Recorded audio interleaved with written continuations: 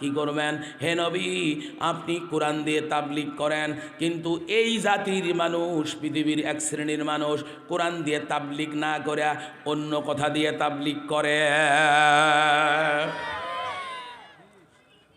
এবার যারা প্রচলিত তাবলিগের সাথে জড়িত আছেন তারা কিন্তু টার্গেট করছেন, একজন আরেকজনকে বলছেন এই চল, এই চল, এই হুজুর কিন্তু তাবলিগ বিরোধী।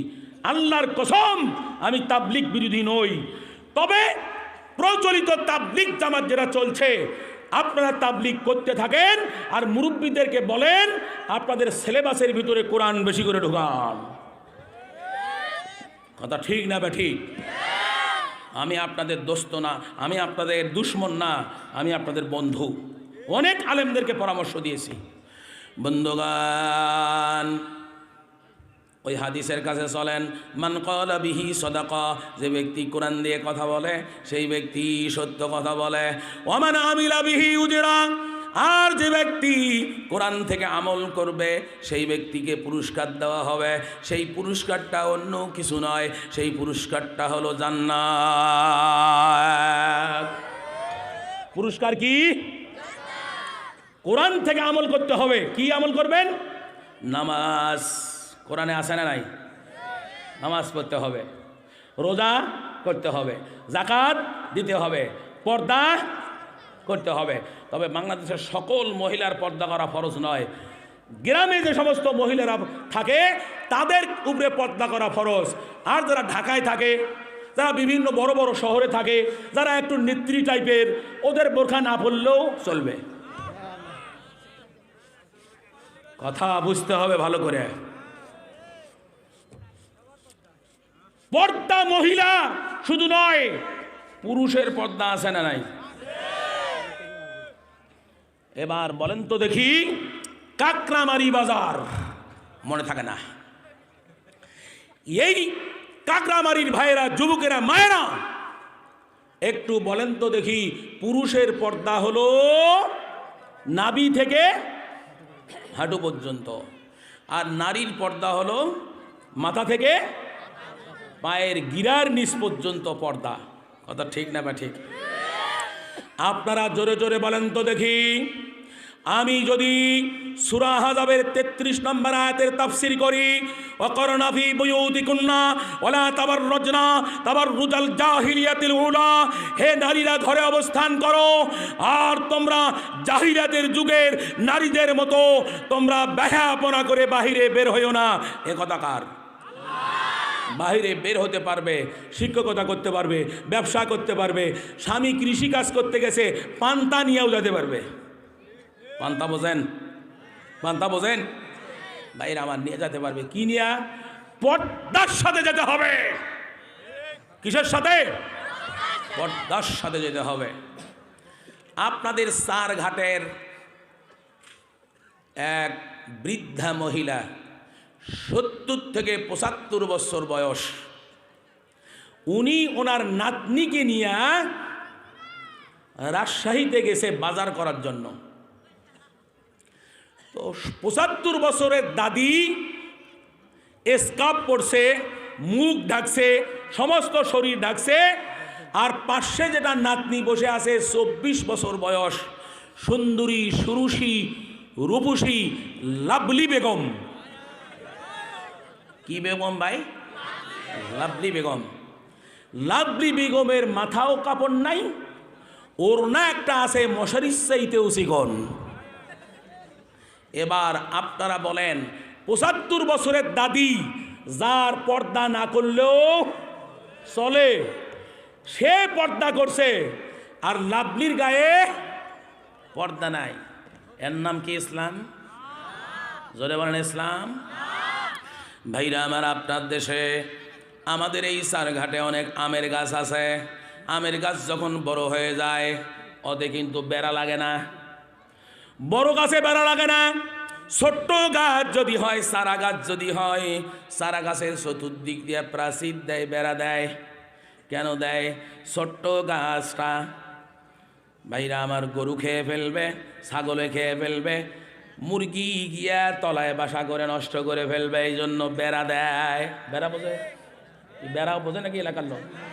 ভাইরা আমার ছোট্ট গাছে বেড়া দিতে হবে। ভাইরা আমার বড় গাছ বড় হয়ে গেছে, আর বেড়া দেওয়ার দরকার নাই।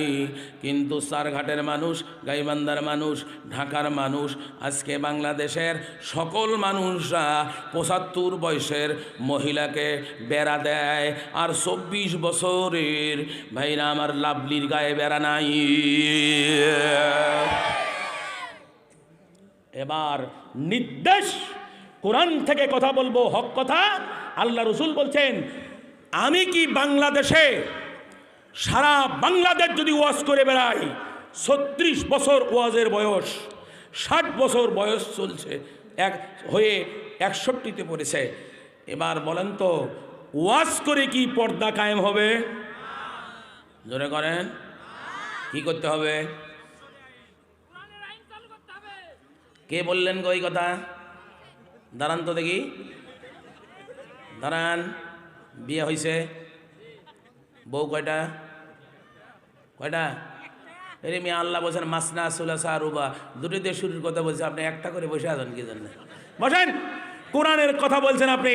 কোরআনের আইন যেদিন চালু হবে, এই দেশের একজন মহিলা বেপর্দায় বের হতে পারবে না। বঙ্গবন্ধুর কন্যাও পড়বে, আর বাংলাদেশের সবচেয়ে অসুস্থ মহিলাটা মানে খালেদা জিয়া রহমতুল্লাহ আলাইহি, উনিও পড়বে। ঠিক কিনা? একটা আইন চাইলাম প্রধানমন্ত্রীর কাছে, চাইতে পারি কি পারি না? হ্যাঁ, ধরে বলেন, আইনটা চাইতে পারি কি পারি না? আর একটা আইন চাই। আল্লাহ পাক কোরআনে কারিমের রব্বুল আলামিন সূরা হজের 41 নম্বর আয়াতে বলেছেন, যেই দেশের শাসনকর্তা হবে মুসলমান, সেই দেশের শাসনকর্তার প্রথম আইন হবে নামাজের আইন।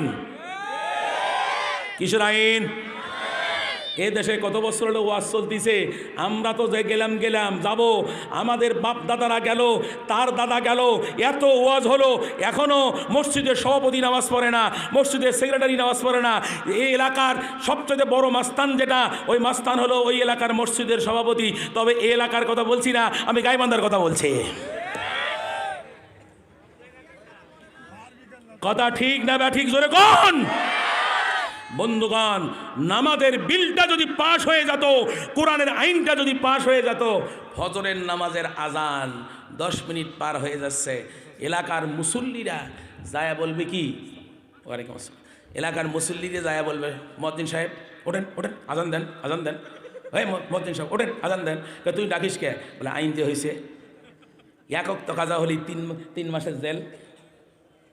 এবার আপনারা জোরে জোরে বলেন, ওয়াজের দরকার আছে, তাবলিগের দরকার আছে, পাশাপাশি কোরআনের আইনের দরকার আছে না নাই? জোরে বলা আছে না নাই? আল কোরআনের আইন বাংলার জমিন সহ সারা পৃথিবীতে মুসলিম দেশ 56 নয় 57টা দেশ, 57 দেশে আল কোরআনের আইন কায়েম হোক। এইটা কে কে চান? আল্লাহকে হাত তুলে দেখান।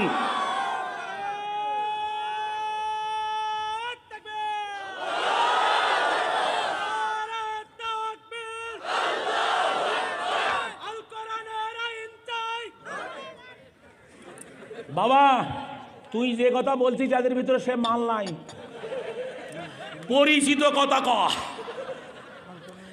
ওই বলতেছিল যে আল কোরআনের আইন চাই, ভালো লোকের শাসন চাই, এটা বলবে চাইছিল, কিন্তু আপনারা তো ওইটা বোঝেন না। কথা ঠিক না ব্যাটি? এই কথাটুকু বুঝাইতে গিয়ে হাদিসের কাছে আবার চলে যাই, সেটা হলো ওমান আমিলা বিহি উজরা। আমল করতে হবে কোরআন থেকে, নামাজ পড়তে হবে কোরআন থেকে, যাকাত দিতে হবে কোরআন থেকে, পর্দা করতে হবে কোরআন থেকে, দান করতে হবে কোরআন থেকে। দান চাইতে চাইতে মৌলবি মরবে, তাও টাকা দিবে না এরা। ওই আগেরকার হুজুর এত চাওয়া চাইলো, আপনারা মায়ের জন্য বাপের জন্য কিছুই দিতে পারলেন না, তাতে মনে হয় মায়ের পেটে মনে হয় আপনারা কেউ ছিলেন না, মাটি ফেটে হয়েছেন। এখনই বউ অসুস্থ হলে, ছেলে অসুস্থ হলে, শালা যদি আসে, শালা বোঝেন, শালা বাড়িতে আসলে আবার ওই